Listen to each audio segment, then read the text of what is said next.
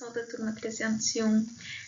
Espero que os últimos vídeos tenham sido, proveitosos para vocês, em específico sobre a Primeira Guerra Mundial, e agora, nesse vídeo que eu estou mandando, vou fazer a correção, das atividades do capítulo, justamente sobre essa guerra, que eu solicitei para vocês fazerem na semana passada, mais ou menos como a gente faria, se estivéssemos em aula, que é uma correção coletiva, onde eu vou, então, ir colocando as respostas corretas de cada uma das questões, e vocês, por favor, vão acompanhando aí, na apostila, verem se acertaram, se erraram. Alguns já foram, me encaminhando algumas dúvidas em determinadas questões previamente. Tentei resolver, mas ainda assim, se alguma dúvida ficar depois dessa correção, continuem me endereçando, no privado, que eu vou tentando ajudar vocês.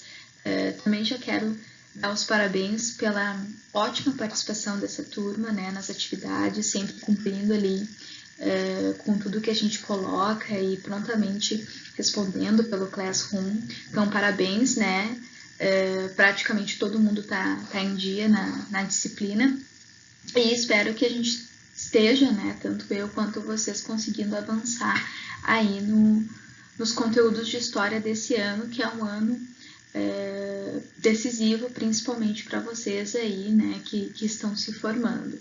Então, a gente vai fazer a correção, e vocês vão acompanhando aí, Inclusive, uma coisa que não posso esquecer de mencionar é que tem alguns que estão me mandando as respostas ali pelo Word ou digitando nos comentários. Não tem problema, tá? Porque no caso eu tô só fazendo a verificação, porque vocês sabem que eu não tenho como corrigir individualmente de cada um, Eu não faria também isso normalmente na aula. Então, para esses aí, eu sugiro que tenham também as respostas na apostila, porque quando a gente retornar, vai ser mais fácil de ver e acompanhar, Porque é um material que a gente acaba controlando um pouco mais. Então, eu peço, assim, para que aqueles que, porventura, não escreveram também na apostila, que façam ou imprimam as respostas e coloquem ali, porque senão daqui a pouco vocês vão se perder com esse monte de arquivo que estão produzindo, e aí a gente não vai ter depois, como acompanhar aí o que foi feito e o que não foi feito. As perguntas começam, então, ali na página 32, quando, na verdade, a primeira pergunta fala mais sobre o final da guerra, que já faz referência ali ao Tratado de Versalhes, mas que, na verdade, nem foi falado nesse capítulo do tratado especificamente, mas, enfim. O que está perguntando é por que a Alemanha, ela foi responsabilizada pela Primeira Guerra, que foram coisas que, de fato, a gente estudou nesse capítulo. Então, que argumentos há em relação a isso? O fato da Alemanha ser o país que estava mais preparado para a guerra, então isso indica que ela estava esperando ou mesmo procurando. O fato também de que se mostrou preparada para realizar ações, no sentido de que pegou os franceses de surpresa, por exemplo, e assim como o plano alemão de expansão, que é o plano Schifflen, Eu até não citei esse nome para vocês, mas é aquele momento inicial ali que a Alemanha começa a expandir as suas tropas para outros territórios e foi fazendo as ocupações, Então é nesse sentido aí a resposta. Depois, a pergunta número 1, ela continua, na 33, com a letra B, perguntando por que não é historicamente correto atribuir a responsabilidade para a Alemanha somente. Não é correto porque os outros países também, gente, estavam interessados ou mesmo esperavam esse conflito. Lembra que a gente falou que era um momento de tensão, um momento de concorrência, e que então estava todo mundo meio que esperando ou querendo, resolver problemas já antigos que tinham com outros países. E, inclusive, quem começou a treta, enfim, toda, foi, na verdade, quando a Áustria invadiu lá a Sérvia. Lembra que teve toda a função do Francisco Ferdinando, Então, na verdade, a Alemanha meio que aproveitou o embalo, e as outras potências também. Então, a Alemanha não pode ser culpabilizada em função de que existiam outros países manifestando e mesmo ali que deram um pontapé inicial para a guerra e não necessariamente só a Alemanha, como o Tratado de Versalhes fez parecer. Depois na letra 2, aliás, no número 2, né? Letra 2 é bom. Pergunta, né? Identificar os atores sociais contrários à guerra e formular uma explicação para o fracasso de suas iniciativas na França. Então é bem interessante, assim, essas perguntas cuja relação é feita com os textos, porque geralmente trazem informações a mais que nós não trabalhamos no capítulo, que é esse o caso. Inclusive, muitos vieram me chamar no privado porque não tinham entendido essa questão, né? E eu mais ou menos dei a explicação que eu vou dar agora, que era ler o texto e identificar quem são os atores sociais contrários à guerra que estão sendo narrados ali, que são os trabalhadores de modo geral e especificamente as lideranças operárias, né? Porque o que acontece? Um empreendimento de caráter imperialista, como foi a Primeira Guerra Mundial, acabava basicamente prejudicando a população, né? Porque uma guerra, ela sempre é onerosa, né, gente? Ela gera mortes, ela gera destruição, né? Ela gera repreensão. Então, não era interessante. E nos termos ali do texto, né? Então tinha que colocar, né? Que os trabalhadores, em especial os operários, eles eram contrários à guerra, justamente porque essa guerra ameaçava os interesses da população, que seria, como sempre, a maior, os mais prejudicados, né? Então era nesse sentido. Na 3, tinha que assinalar, né, a resposta ali correta, que perguntava, né, também relacionava com um texto.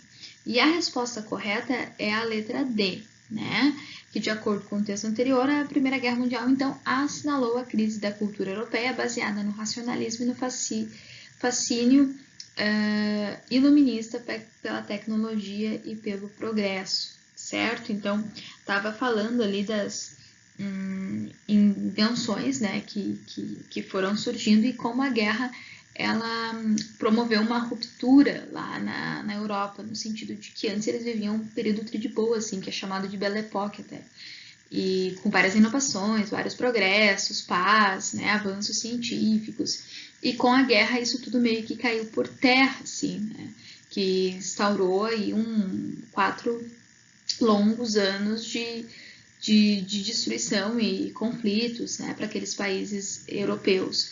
Então é nesse sentido aí, né, que essa crise dessa cultura europeia mais de boas e de desenvolvimento para uma cultura mais baseada mesmo no mortes, destruição, conflitos, violência, né? Então foi uma mudança bem significativa nesse sentido. E na 4, tinha que, de novo, ler os 2 textos, né? Essa pergunta também o pessoal me procurou bastante para tirar dúvidas, porque não estava entendendo, e acho isso bem positivo, porque mostra como estão tentando fazer de fato, né? E não só copiando ali as respostas e mostrando para mim que fizeram, estão de fato se interessando, então acho que isso é bem relevante, né? Estou levando isso em consideração. E a pergunta, né, basicamente era para explicar, na verdade, comparar os 2 textos, né, e as posições assumidas em relação à participação na guerra. Então, tá justamente colocando que o primeiro texto é um discurso favorável, né, à guerra, e no segundo é um texto onde a guerra ela é contestada. E aí vocês teriam que fazer uma comparação, que no primeiro se coloca, né, que a guerra ela era associada à defesa da pátria, que o soldado era um herói, enquanto que no segundo essa guerra ela é contestada e interpretada como uma ameaça ao interesse dos trabalhadores e de prejudicar mesmo as pessoas mais pobres, que vai muito ao encontro do que vocês responderam na questão número 2.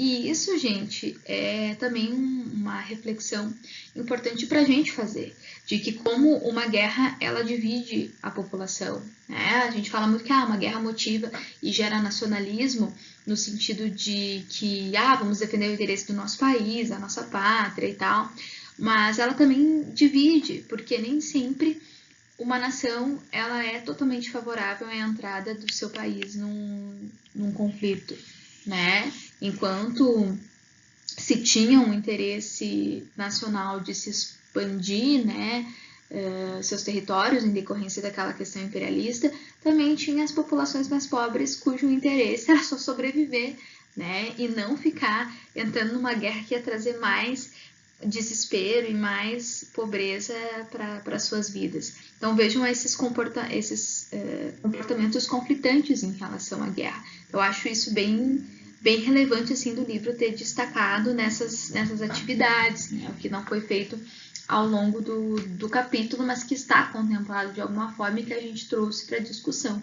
Por isso que eu acho que esse vídeo de correção de atividade, ele vai ser também importante para a gente reforçar algumas coisas que já foram faladas, mas também desenvolver esses outros tópicos que foram colocados aí.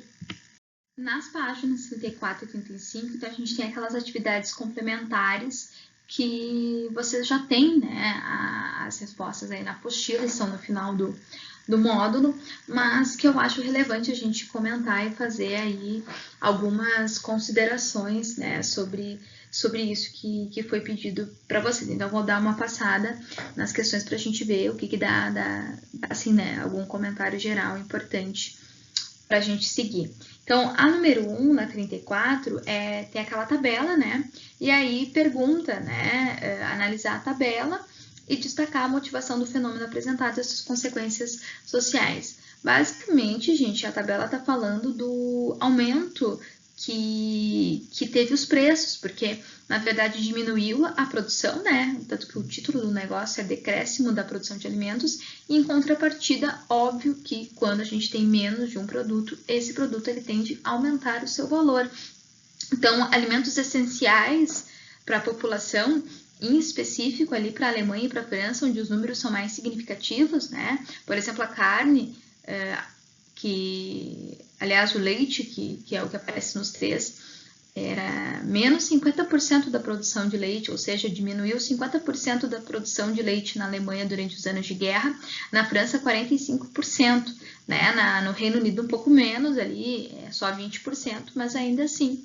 Então percebam, né, como isso deve ter impactado a vida daquelas pessoas mais pobres, né, que começaram a ter mais dificuldade para se alimentar durante o período de guerra. Não é à toa que muitas pessoas da Alemanha e da França passaram por períodos severos de fome durante os 4 anos de guerra, que tem a ver com isso, né? Quando a gente tem uma guerra, os setores produtivos eles são abalados porque a gente precisa de soldados, a gente, né, e tem mortes e entre outros problemas que acabam afetando a produção de alimentos. Inclusive, até se comprava, né, alimentos de fora, como a gente viu que os Estados Unidos forneciam bastante para o pessoal da Entente, especificamente, mas ainda assim, né, a população pobre ela é a que vai mais sofrer assim, com a guerra, com certeza, e em função disso. Então, a análise da tabela é por aí, né, gente? Diminuiu a produção, aumentou o preço, ferrou com a galera mais pobre, tá? Então, acredito que vocês tenham já pontuado corretamente. Na 2, tinha que ler o texto e depois responder, né, as 2 questões propostas ali. As 2 perguntas, então, que são feitas são em relação ao papel da aviação. E aí tem um relato, né, ali da questão dos bombardeiros na França, em especial protagonizados pela Alemanha, que tinha, né, a questão, né, da aviação muito desenvolvida. E aí pergunta, né, na letra A, qual é o impacto ali psicológico em relação à sociedade parisiense. Então, os impactos psicológicos da guerra, eles são muitos, né, gente?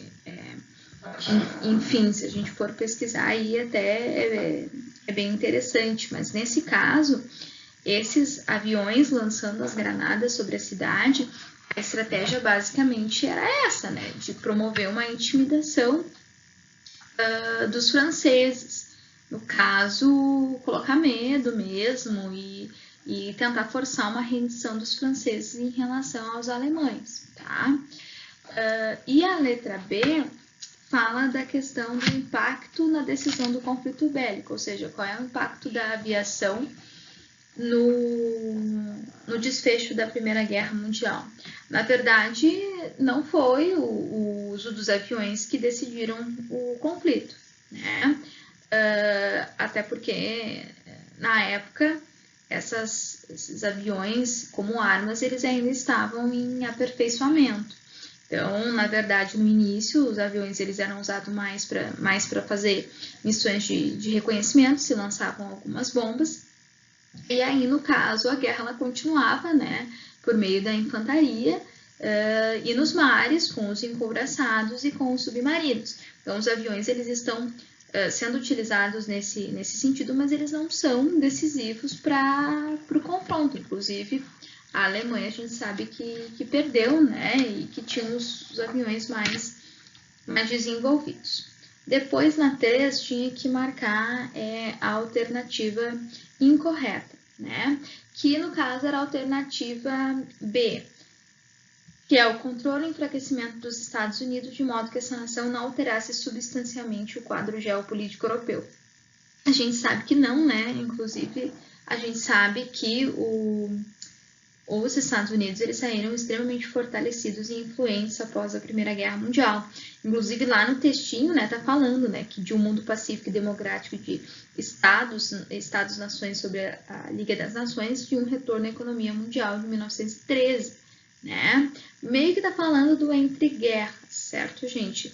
E a Liga das Nações ela surgiu mesmo depois da Primeira Guerra, que é como se fosse a mãe da ONU, né? Cuja liderança sempre foi aí estadunidense. E as outras ali, elas não seriam corretas.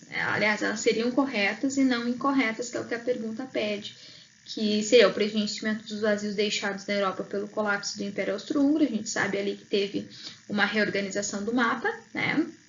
Contenção do movimento bolchevique por meio de uma espécie de cordão sanitário, isso a gente vai ver bem depois, que o movimento bolchevique é a Revolução Russa, tá? De modo geral, e o remapeamento do Oriente Médio, submetido aos territórios anteriormente controlados pelo Império Turco-Otomano, né? Que também é a mesma função ali de redivisão, e sim, esses territórios do Império foram colocados sob o controle da Inglaterra e da França. Depois, a 4 e última, tinha que fazer a soma, né? A famosa soma aí que o pessoal adora. E no caso, gente, só a número 4 que não era correta, tá? Todas as outras alternativas, a 1, a 2, a 8 e a 16, que somam 27, estão corretas, né? Só a 4 mesmo ali, que é a Liga das Nações, Tribunal Supranacional para Arbitrar e Regular Conflitos, foi criada como parte dos acordos de paz, né? Seus princípios e mecanismos tiveram força de controle sobre os atos das principais potências. A gente vai ver que a Liga das Nações ela não fez nada disso, né? Porque se ela tivesse feito isso, nós talvez não tivéssemos vivido uma Segunda Guerra Mundial.